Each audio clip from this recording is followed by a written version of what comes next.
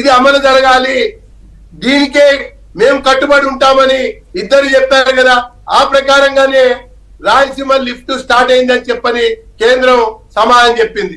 ఈ నేపథ్యం సందర్భంలో ఇక అప్పగించేటువంటి వ్యవహారానికి వచ్చేసరికి మా బండి సంజయ్ గారు, కిషన్ రెడ్డి గారు ఒక ప్రెస్ కాన్ఫరెన్స్ పెట్టి తెలంగాణ ప్రయోజనాలు దెబ్బతీస్తున్నారు, 299కే ఎట్లా కేటాయించారు, ఎట్లా సంతకం పెట్టారు, పైగా అక్కడ లిఫ్ట్ ఇరిగేషన్ జరుగుతున్న పనులు జరుగుతా ఉంటే మరి దాన్ని అడ్డుకోమని మీరు లేకెందుకు రాయలేదు, ఇది బచావత్ అవార్డు ట్రిబ్యునల్ కి విరుద్ధం, విభజన చట్టానికి సంబంధించినటువంటి వ్యవహారంలో కూడా విరుద్ధంగా జరిగిందని చెప్పని బండి సంజయ్ గారు, మరి కిషన్ రెడ్డి గారు, డాక్టర్ లక్ష్మణ్ గారు కూడా మాట్లాడినటువంటి తర్వాత తెలంగాణ ప్రభుత్వం, కేసీఆర్ ప్రభుత్వం కళ్ళు తెరిచి ఆ ప్రాజెక్టు అక్రమం అని చెప్పని రాయటం ఒకటైతే,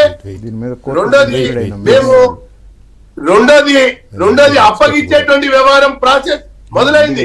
మొదలైన తర్వాత మన అధికారి కూడా ఒకసారి మినిట్స్ ఎవరు తప్పు రాయలేదు, మన వెంకటకృష్ణ గారు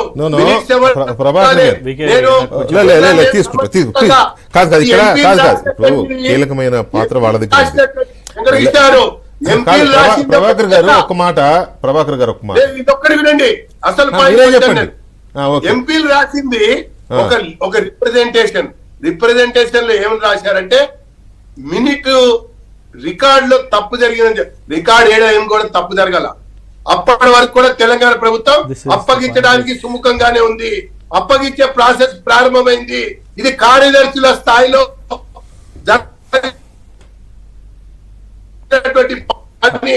అని కూడా నేను మీకు తెలియజేస్తున్నా. ఈ సందర్భం నేపథ్యంలో రాజకీయంగా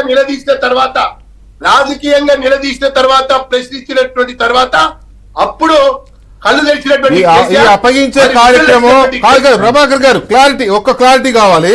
సరే, మినిట్స్ లో తప్పేం జరగలేదు, ఉన్నదే రాశారని మీరు అన్నారు, అది మీ వర్షన్, మీ పార్టీ వర్షన్, అట్లా పెట్టండి. ఒకటి, ఈ అప్పగించే కార్యక్రమం ఎప్పుడు మొదలైంది? కాంగ్రెస్ అంటోంది 2020 అక్టోబర్లో మీ ప్రభుత్వం రాసిచ్చిందని బీఆర్ఎస్ గత ప్రభుత్వాన్ని అంటోంది.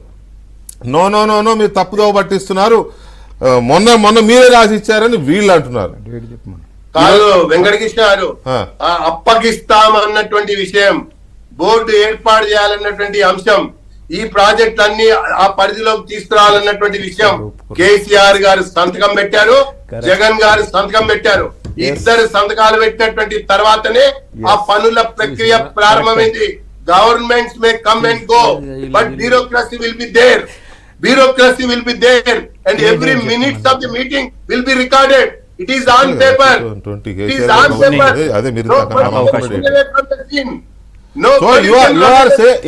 మీరు ఎండార్స్ చేస్తున్నారు. మీరు చెప్తున్నది ఏంటి అంటే 2020 అక్టోబర్లో జరిగిన సమావేశంలో ఏపీ అండ్ తెలంగాణ రెండు ప్రభుత్వాలు హ్యాండ్ ఓవర్ చేయడానికి ఒప్పుకున్నాయి. వాస్తవము, అది మీరు చెప్తున్నది అంతేనా? అప్పుడు ఆ ప్రాసెస్ అదే ప్రాసెస్ నడుస్తోంది, అదే ప్రాసెస్ నడుస్తోంది, స్థాయిలో జరుగుతుంది అన్నారు. అరే మొన్న ఒక కొత్తగా కాంగ్రెస్ ప్రభుత్వం వచ్చిన తర్వాత అవును ఒక కేఆర్పీఎం మీటింగ్ అయింది కదా. అవును, అదే కదా ఇప్పుడు ఇష్యూ. అదే మొన్న జరిగిన మీటింగ్ లోనే మొన్న జనవరి 17వ తేదీన జరిగిన కృష్ణా ప్రాజెక్ట్స్ మీద జరిగిన మీటింగ్ లోనే మా